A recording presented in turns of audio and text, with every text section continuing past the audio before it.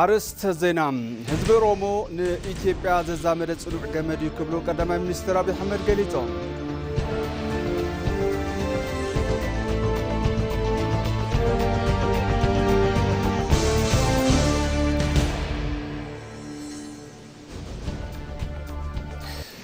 ኦሮሞ ሀገራዊ ውህደት ኢትዮጵያ ተሐልዩ ክጸንሕ በምግባር ወሳነ አሰር ምቕማጡ ቀዳማይ ሚኒስትር አብይ አህመድ አብ ዝገበሩ ቃለ መሕተት ገሊጾም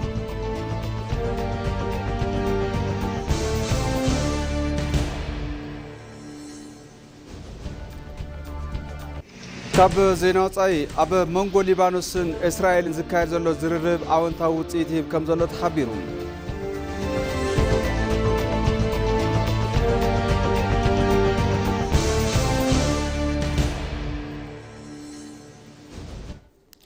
ሰላም ጥዕና ሃበለይ ዝኸርኩም ተመልከቲ ከመይ ትዕሉ ልክዕ ሰዓት 9 ኮይኑ ከምቲ ልሙድ ንሰዓት ዝሓዝናዮም ዜናታት ሒዘ መፅእ ኣለኹ ዜናታት እንዳምራሕኹ ምሳኹም ፀንሕ ድማ ነብርሃን ፍሳም فلما حصل زيناتاتنا ناخون كنبل سناي مكتتال حزبي اورومو اب هنصت هاجرن هلونا ኢትዮጵያ ልዑል አስተዋጽኦ ከም ዘበርከተ ቀዳማይ ሚኒስትር አብይ አህመድ ገሊጾም ቀዳማይ ሚኒስትር አብይ አህመድ ምስ ኦሮሞ ብሮድካስቲንግ ኔትወርክ ኦቢኤን አብ ዝነበሮም ጻንሒት ህዝቢ ኦሮሞ አብ ከይዲ ህንጸት ሃገር ኢትዮጵያ ዝነበሮ ዘለዎን እጃም አልዒሎምሎም ህዝቢ ኦሮሞ ዘይተሳተፈሉ ዝኾነ ዓይነት ታሪኻዊ ፍጻመ ከም ዘየለን ኣብ ታሪኽ ህንጸት ኢትዮጵያ ዋላውን ሓደ ግዜ ንድሕሪት ኢሉ ከም ዘይፈልጥ እዮም ተዛሪቦም ዘለዉ ኣብ ምኽባር ዶብ ሃገርን ህንጸት ሰራዊትን ተወለድቲ ኦሮሞ ልዑል እጃም ከም ዝነበሮም እውን ኣረድዮም ስለ ዝኾነ ድማ ይብሉ እቶም ቀዳማይ ሚኒስትር ህዝቢ ኦሮሞ ኣብ ህንጸት ኢትዮጵያ ዘበርከቶ ኣስተዋጽኦ ኣንኢስካ ምርኣይ ምስ ሓቂ ምጽላይ ክብሉ ኣገንዚቦም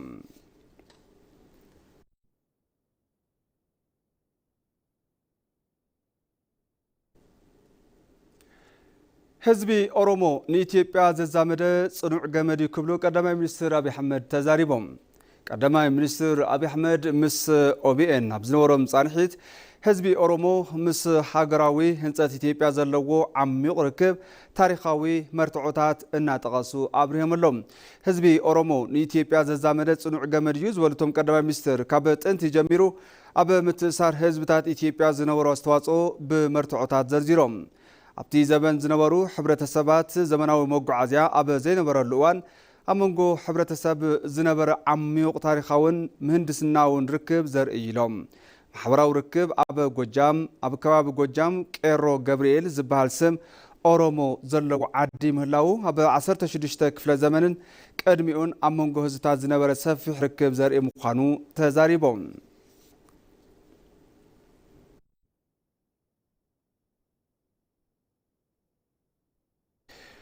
ህዝቢ ኦሮሞ በታሪኹ ዝተቃወሞ ንዝተበላሸወ ምምሕዳር ስርዓት እምበር ንኢትዮጵያ ኣይኮነን ክብሉ ቀዳማይ ሚኒስትር ዶክተር አብይ አህመድ ገሊጾም ቀዳማይ ሚኒስትር አብይ አህመድ ምስ ኦሮሞ ብሮድካስቲንግ ኔትወርክ ኦቢኤን ኣብ ዝነበሮም ቃለ መሕተት ታሪኽ ህዝቢ ኦሮሞ ናጽነትን ማዕርነትን ምስ ህንጸት ሃገረ መንግስቲ ዘለዎ ዓሚቕ ርክብ ምስ ታሪኻዊ ኣብነታት ኣተሓሒዞም ኣብርሂሞሎም ሕቶታት ህዝቢ ኦሮሞ ብቐንዱ ኣብ 3 መሰረታዊ ክፍልታት ከም ዝኽፈሉ ብምግላጽ ንሳቶም እውን ናይ ቁጠባ ናይ መንነትን ናይ ዴሞክራሲን ሕቶታት ምዃኖም እዮም ኣብርሂም ዘሎም ብዛዕባ ናይ ቁጠባ ሕቶ ብዝምልከት ህዝቢ ኦሮሞ በዓል ዋና መሬትን ሃፍትን ክኸውን ብርሃፁ ሰሪሑ ከምዕብልን ከባቢኡ ክቐይርን ድሌት ከም ዝነበሮ ገሊጾም መሬት ንህዝቢ ኦሮሞ መሰረት ህይወቱ እዩ እንተኾነም እቲ ሃፍቱ ምስ ተወስደም ሓረስታይ ዘፍርዮ ንርእሱ ዝጥቀመሉ መሰሉ ምስ ተኸልከለ እዚ ቀንዲ ምኽንያት ቃልሲ ኮይኑ ከም ዝተረኸበ ሓቢሮም ዘሎም ብዛዕባ ሕቶ መንነት ድማ እዚ ካብ ምዝራብ ኣፋር ኦሮሞ ሓሊፉ ባህሊ መንነት ስነ ምግባር ክብሪ ዓበይቲ ፍጥረታትን ፈጣርን ዝሓቐፈ ዓሚቕ ሕቶ ምዃኑ ገሊጾምሎም ብማንነት ኦሮሞ ዓቢኻ ኣፋን ኦሮሞ ምዝራብ ጥራሕ ሕቶ መንነት ሙሉእ ብምሉእ ኣይፈትሖን ዝበሉቶም ቀዳማይ ሚኒስትር ሕቶታት ቋንቋ ባህልን መንነትን ክሳብ ሕዚ ከም ዘለዉ ኣመልኪቶም ሕቶ ዴሞክራሲ ብዝምልከት ኣብ ዝሃብዎ መብርሂ ህዝቢ ኦሮሞ ገዳ ዝበሃል ኣሳታፊ ስርዓት ምምሕዳር ስለ ዝነበሮ ርእሱ ብርእሱ ናይ ምምሕዳር ሕጉ ባዕሉ ናይ ምውፃእን በቲ ሕጊ ናይ ምምሕዳርን ንነዊሕ ግዜ ዝቐጸለ ዴሞክራሲያዊ ሕቶ ከም ዝነበሮም ኣዘኻኺሮም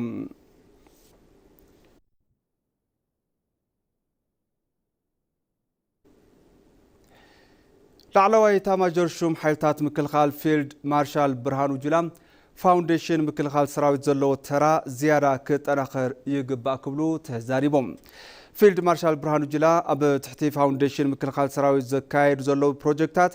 ኣዳማ ጋርመንትን ኢንዱስትሪን ፕሮጀክት ጋሻ መንበር ሓባር ኣባይት ሰራዊት ከምኡውን ኣብ መፍረይ ፋብሪካ ባጅን መዳልያን ሰራዊት ምክልኻል ዑደት ኣካይዶም። ኣብ እዋን እቲ ዑደት ኣዳማ ጋርመንት ንኢንዱስትሪ ዘህንጾ ሓዱሽ ናይ ምስፋሕን ምምሕያሽን ፕሮጀክት ብዕሊ መሪቖም ከፊቶምሎም። ከምኡውን ኣብ ፕሮጀክት መንበር ጋሻ ኣዳማ ጋርመንት ኢንዱስትሪ ኣብ ፋብሪካ ባጅን መዳልያን ዝተሰርሑ ናይ ልምዓት ስራሕቲ ተዓዚቦም። ፊልድ ማርሻል ብርሃኑ ጁላ ኣብቲ እዋን መራሕትን ሰራሕተኛታትን እቲ ፋውንዴሽን በቲ ዝተረኸበ ለውጢ ከይተዘናግዑ ንዝያዳ ውፅኢት ክፅዕሩ ኣተሓሳሲቦም።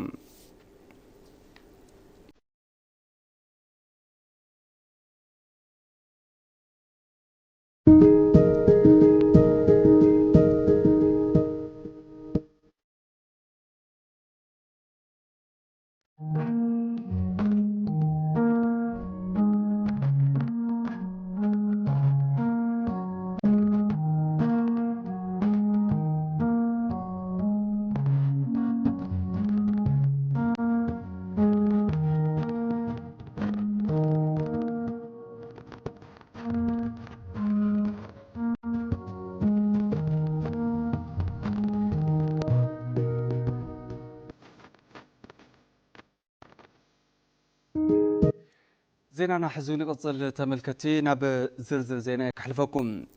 ህዝቢ ኦሮሞ ኣብ ህንፀት ሃገረ መንግስትን ኣብ ማሕበራዊ ውህደትን ዘበርከቶ እጃም መሰረት ህልውና ሃገር ኮይኑ እዩ። ኦሮሞ ድልድል ሓድነትን ሓበራውነትን ኢትዮጵያ ብምዃኑ ሃገራዊ ውህደታት ሓልዩን ክጸንሕ ኣብ ምግባር ወሳነ ኣሰር ምቕማጡ ቀዳማይ ሚኒስትር አብይ አሕመድ ምስ ኦቢኤን ኣብ ዘወሮም ቃለ ምሕተት ገሊጾም ኣሎም። ንጸብጻብ እድሉ ፈቀደ ሙሉ ብርሃን ግርማይ ሃገር ማለት መስመር ወሰን ማለት አይኮነን ውደት ሓድነትን ታሪክን ባህልን እምበር ኣብ መስረታን ህልውናን ዝሃገር እጃም ህዝቡ ኦሮሞ ዝለዓለዩ መሰረት ህንፀት ሃገር ካብ ጸላኢ ምክልኻል ተኮይኑ ህዝቡ ኦሮሞ ክንዲ ደሙ ዝኣክል ሃገራዊ ጽንዓት ኣፍሲስዩ ካብ ዓድዋ ክሳብ ወረራ ፋሽ ጣልያን ኣብ ካልኦት ሜዳታት ቃልሲ ዘርአዩ ጀግንነት ታሪክ ዝርሱ አይኮነን ስርዓት ገዳ ዝወለዶም እሴታት ዲሞክራሲ ባህልታትን ዘተን ሽምግልናን ማሕበራዊ መሰረት ኢትዮጵያን ዘጠናኽሩ ኮይኖም ዘበናት ተሳጊሮም እዮም ሎሙ ወንተ ኮይኑ ኦሮሞ ምልክት ኢትዮጵያዊነት ማህደር ታሪክን ተስፋ እታ ናይ ጽባሕ ኢትዮጵያ እዩ ኣብ ዝሓለፉ ዘበናት ዝኸፈሉ መስዋዕትን ዘበርከቱ ባህላውን ፖለቲካውን ማሕበራዊ ሃብቲ አንድ ሃገር ንኽጸንዕ ዝገበረ ዘይድህሰስ ኣሰር እዩ ሴና ኡመት ኦሮሞ ብየ ከናፍ ዲገሳል እንገላሲ ታሪክ ህዝብ ኦሮሞ ንኢትዮጵያ ደሞ ፍሲሱ ዕጽምቱ ኸስኪሱ ረሃጹ ፍሲሱ ሃገር ንኽትነጽ ኣኺሉ እዩ እዚ ታሪክ ኦሮሞ ጥራይ ኣይጽሓፎን ዓለም ጽሒፍዎ እዩ ክሳበበይ ከይድና ሃገር ከም ዝሃነጽና ብግልጺ ይረአዩ ንኣብነት ኣብ 1499 ሰርጸ ድንግል ሰራዊት ኦሮሞ ሒዙ ክሳብ ምጽዋ ተቓሊሱ እዩ እንትበሃል ዝጠራጠሩ ተሃልዮም ታሪክ ከንብቡ ይግባእ ኢትዮጵያ በማዕበል ታሪክ ሓሊፋ ሎሚ ንዘላቶ ዘመናዊ ሃገራዊ መንግስቲ መሰረት ዝኾነ ህዝብ ኦሮሞ ካብ ዲሞክራሲያዊ ምምሕዳር ክሳብ ሓልዋ ወሰን ሃገር ካብ ህንፀት ቁጠባ ክሳብ ማሕበራዊ ውህደት ዘለው እጃም ዝለዓለ ምዃኑ ይግለጽ ብፍላይ ህዝብ ኦሮሞ ንዓለም ለኸ ማሕበረሰብ ዘበርከቶ ኣብ ዩኔስኮ ዝተመዝገበ ስርዓት ገዳ ዘመናዊ ስርዓት ዲሞክራሲ ቅድሚ መምጽኡ ወሰን ዘመን ስልጣን ዘቕመጠ ሉዓላውነት ሕግን ሰብኣዊ መሰል ዝሓቆፈ ብምዃኑ ንዘበናት ንሃገር ረብሓ እናው علي ركب إني سدفا بايكني ندبو اتخالي زغرمني نغستا سرو منغست زاغوي اب صانحيتهم كلهم 4 عامت يوم اب سلطان صنيحهم صانحيت حدا نغس 4 عامت ينيرو لاሊበላውን 4 عامت يصنيحو ازي 4 عامت زبال كابي يمصيو زبلنتنري اب سرعت غدا كمن نفولتو شمونتيلنا اب 4 انتنبصح سلطان نرخاخبينا 4 ዓመት ስኢሉ ሃንደበዝ መጸድዩ ወይስ ተፈለየ ትርጉም ኣለዎ ዝብል ምርምር የድልዮ እዩ ግን ድማ ተመሳሰልታ ሃገራት ኣለዎ ቅድሚ ላሊበላ ዝጸንሐ ኣመሓዳሪ መረሪ እዩ ዝበሃል ነዚ እንትንሓስብ ኣብ ስርወ መንግስቲ ዛጉዌ ህዝቢ ኦሮሞ ብጽሒት የብሉን ኢልካ ምሕሳብ ኣይከኣለን ህዝቡ ኦሮሞ ዘልዕሎም ዝነበሩ ሕቶታት ፖለቲካን ቁጠባን መንነትን ሕቶ ኦሮሞ ጥራይ እንተይኮኑ ሕቶ ብሄረሰባት እዮም እቱም ሕቶታት መሰረት ፍትሕን ማዕርነትን ዲሞክራሲን ስርዓት እዮም ነይሮም ንዘበናት ዝነበረ ሕቶ ኦሮሞ ዝተሓፀረ ከባቢያዊ ድሌት እንተይኮነ ሃገር መንግስቲ ኢትዮጵያ ኣብ ዲሞክራሲን ማዕርነትን ንምህናጽ ዝዓለመ እንትኾን ካብ ጭቆና እውን ዘናገፈ ነይሩ እዩ ጋፊን ኦሮሞ ጋፊ ሲዳማ ሕቶ ህዝቢ ኦሮሞ ሲዳማ ዓፋር ሶማሌ ወይ ድማ ሕቶ ካልኦት ብሄራት ፈሊኻ ምርኣይ ይከኣልን ምክንያቱ ትጸገም ኣብ ኩሉ እዩ ነይሩ ንምንታዮም ዝጽጎም ኢልካ ትሓስብ እንተዳ ኮንካ ንሱ እውን ሕቶ እዩ ብሓፈሻ ዝነበረ ኸይዲ ተሪእና ህዝቢ ኦሮሞ ኣብ ስርዓት ኢትዮጵያ ዋጋ ከፊሉ እዩ ብርክ ዝበለ መስዋዕት ህይወት ነይሩ እዩ ደም ፈሲሱ እዩ በዚ ኩነታት እዩ ሃገር ክትህነጽ ዝኸኣለት ኢትዮጵያ ብርክት ዝበሉ ሕብርታት ዘለዋ ምንጻፍ ዋላ እኳ ተኾነት ታሪክ ሓባራዊነት ህዝቢ ኦሮሞ ድማ ነዞም ቀለማት ዘተሓሓዘ ቀንዲ ፈትሊ ኮይኑ እዩ ነዚ እውን እዩ ቀዳማይ ሚኒስተር ዶክተር አብይ አሕመድ ህዝቢ ኦሮሞ መጣበቂ ሓድነት ኢትዮጵያ እዩ ዝበሉ ኦሮሞኒ ሃጴተኩማ ኢትዮጵያ ኦሮሞ መጣበቂ ሓድነት ኢትዮጵያ እዩ ኦሮሞ ተዚሃሉ ኢትዮጵያ የላን ዝኾነ ይኹን አካል ብዛዕባ ኦሮሞ ግንዛበ እንከይሓዘ ዝደልዮ ሽም ምልጣፍ ይኽእል እዩ ኦሮሞ ብዘይተሳተፈሉ ንኢትዮጵያ ተሓሒዙ ዝጸንሐ አካል የላን ንኢትዮጵያ ሓደ ምግባር ዝደሊ ኩሉ ነቲ መተሓሓዝን እምነ ኩርናዕን ክትንክፍ የብሉን ኦሮሞ ንኢትዮጵያ እምነ ኩርናዕ ምዃኑ ከም ዘሎ ኮይኑ ዘመናዊ ወሰን ኢትዮጵያ መን እዩ ዘስመረ ዝብል ሕቶ ኣብዚ ይለዓል እዩ ኢትዮጵያ ኢልና ንጽዋዓ እዛ ሃገር ወሰና መን ይስሚርዎ ነዚ እዩ ኦሮሞ መተሓሓዝ ሓድነት ኢትዮጵያ እዩ ንብል ዘለና ህዝቢ ኦሮሞ ኣብ ህንጸት ሃገረ መንግስቲ ኢትዮጵያ ናብ ፖለቲካዊ ስርዓት ምሕደራ ዝነበረ እጃም ዝለዓለ እዩ በብዘመኑ ዝለዓሉ ሕቶታት ማዕርነትን ፍትሕን ንህዝቢ ኦሮሞ ጥራይ እንተይኮነ መሰል ኩሎም ብሄረሰባት ንኽኽበር ኣብ ምግባር ዓብይ መንገዲ ዝኸፈተ እውን እዩ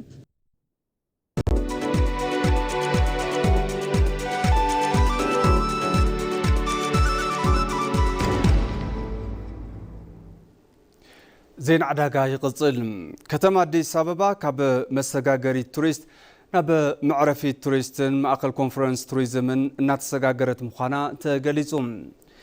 أديس أبابا ببروجكتات لمعات كوريدر داغم لمعاتن لمعات وسن رباطاتن وكبتي صريتن مراقيتن كتما كوينا لام سفحتن صريت زلو من أسفلت منجدتات مشواتن صرياتن ناي إجرنيا منجدتات منجد بشكلتا سرحتي مبراتن موك أبن كمون بزحات حملوت معرفي بوتاتات تسريحهم اللوم بزحات عبيت عالم لقوي أخيباتات زكايد اللوم زمناويان مأكلات كونفرنس تهانوت انتخون أديس أبابا أبزي اوان توريستات ننوح معالتات كسان حلاز خولو بزحات عدلات مسحبات زلوا كتما كوينات ركب أب حدث عمتات قطري بزحت عدي وصائي كاب 223 شحن 489 ناب حادنتوي 3 مليون كم زعبيم حبريتا كوميونيكيشن تا كتمام يردم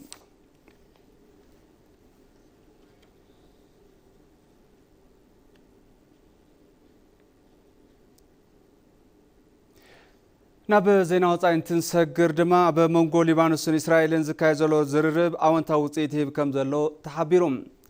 بريزيدانت ليبانوس جوزيف عون أب روما استقايدة شوعي زوريا دردر مس إسرائيل نقوداي دوباتن لوغوطات إسراتن بزملكات أونتاو معبالة كمزر آي قليسهم توم بريزيدانت تيزة أب قوداي مقراز تقسن دوباتن زتا كورم خانو بمتكاس أب قرب أوان تقباراو سقومتتات كر تسفا كمزلهم ون حبيرهم اللهم ሚኒስትር ጉዳያት ወፃኢ አሜሪካ ቦገኑ ነቲ ዘተ አፍራያይ ክብል ገሊጽዎሎም ይኹን በር ኣብ ደቡባዊ ሊባኖስ መጥቃዕቲ እስራኤል ዝቐጸለ እንትኸውን ኣብ ከባብታት ማይስ አልጀባል ቢንት ጀቤልን አልማንሱሪን ብዝተፈጸመ መጥቃዕቲ መዳፍዕን ሰብኣልዎ ነፈርትን ኣብ ልዕሊ መስመራት ማይ ዝጽጉኑ ሰራሕተኛትን ከምኡውን ሓደ ሊባኖሳዊ ወታደርን ሓደጋ መቁሰልቲ የጋጢሙ ክብል አልጀዚራ ጸብጺቡ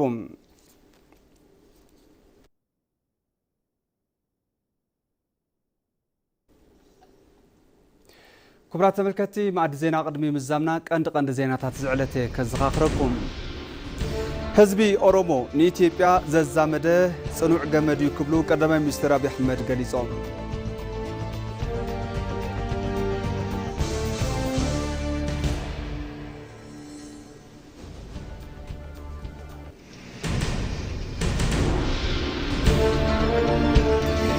أورومو حجراو هدات إثيوبيا تحلق صنح أب مقبار وسان آسر مقماتو قدما مستر أبي أحمد أب زغور وقال محتت حبيروم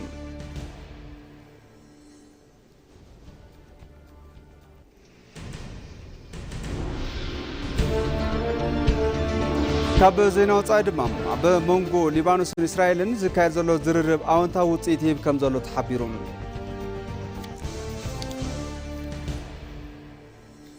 ባርከስ ተመልከቲ ነሰዓት ዝሓዝናዮም ዜናታት በዚ ዛዚብና ስለምክታልኩም ኣዜና ነመስግን ሰላም